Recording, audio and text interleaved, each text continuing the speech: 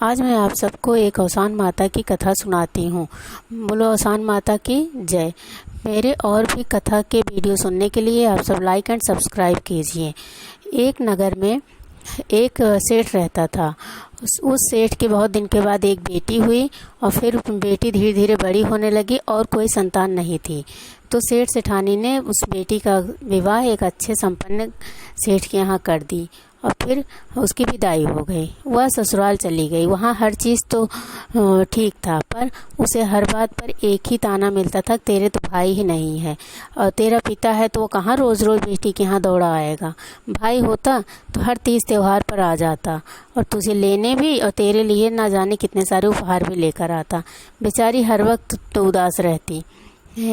एक बार तो हद ही हो गई। सबके मायके से कुछ न कुछ उपहार आया।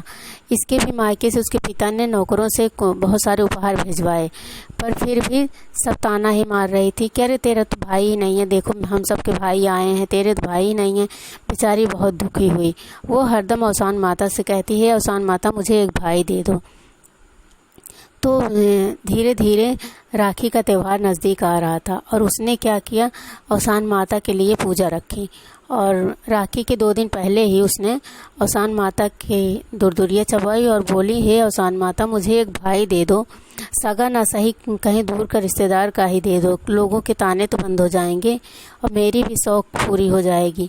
यह कहकर उसने प्रसाद खुद भी खाया, सबको खिलाया और फिर दूसरे दिन जब राखी का त्यौहार आया तो सारी घर की औरतें कहने लगी, हम लोग तो अपने अपने मायके जा रहे हैं राखी बांधने और तू तो घर पर ही रहेगी, इसलिए घर का सारा काम तो ही कर देना। कहकर सारी औरतें चली गईं। वो बेचारी उदास होकर घर में अपना झाड़ू पोछा खाना पीना बर्तन कपड़े सब करने जुट गई और सब करने के बाद थक कर जैसे ही आंगन में बैठी वैसे ही कोई बाहर से आवाज़ लगाया, अरे घर पे कोई है?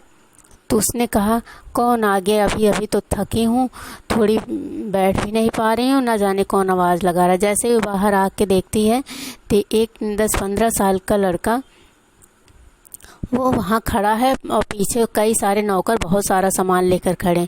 तो कहती, क्या है भैया? तो बोला, मैं अपनी बहन से राखी बंधाने आया हूँ। तो उस स्त्री ने कहा, पर सारी औरतें तो अपने अपने मायके गई हैं, यहाँ तो कोई और है ही नहीं। तो बोला, आप तो हैं? तो बोली कि जो है मैं हूँ, पर मेरा तो कोई भाई ही नहीं है। तो वो उसने कहा, अरे अंदर आने दोगी, राखी बांधोगी तभी तो मैं भाई बनूंगा तुम्हारा। यह सुनकर उस स्त्री ने कहा, चलो ठीक है, अपना तो कोई है नहीं इसलिए तुम ही आ जाओ, तुम्हें ही राखी बांध देती हूँ, पर भैया ये लगता है तुम गलती से किसी और घर आ गए हो। पर उस लड़के ने कहा, चाहे जो भी हो मुझे यहीं आना था और आया, राखी बंधवाया। उसके बाद नेक चार में बहुत सारे उसे गहने कपड़े और मिठाइयाँ उपहार सब दिया और बोला, आप अपने घर में भी सबको दीजिएगा, अपने अगल बगल भी बांटिएगा और सबसे कह दीजिएगा कि मेरा भाई आया है। तो उस स्त्री ने कहा कि मैं कैसे सबसे कह दूँ कि मेरा भाई है, मेरा तो भाई ही नहीं है कोई, मैं तो अपने माँ बाप की अकेली संतान हूँ। तो उस लड़के ने कहा, अरे जब आपकी शादी हुई उसके बाद ही मेरा जन्म हुआ, जिस वजह से आपको कुछ पता नहीं है और आपका मायके तो आना जाना होता नहीं है और पिताजी हैं कि वो अपने काम में ही हर वक्त फंसे रहते हैं, इसलिए वो यहाँ ज़्यादा आते भी नहीं हैं। इसलिए मैंने सोचा था कि जब मैं बड़ा हो जाऊँगा तो खुद ही अपने बहन के घर जाऊँगा और अब देखो मैं आने लायक हो गया तो इसलिए आ गया। अब तो तुम्हें विश्वास हुआ कि मैं ही तुम्हारा भाई हूँ। तो उस स्त्री ने सोचा, लगता है औसान माता ने मेरी सुन ली और फिर खूब खुश हुई।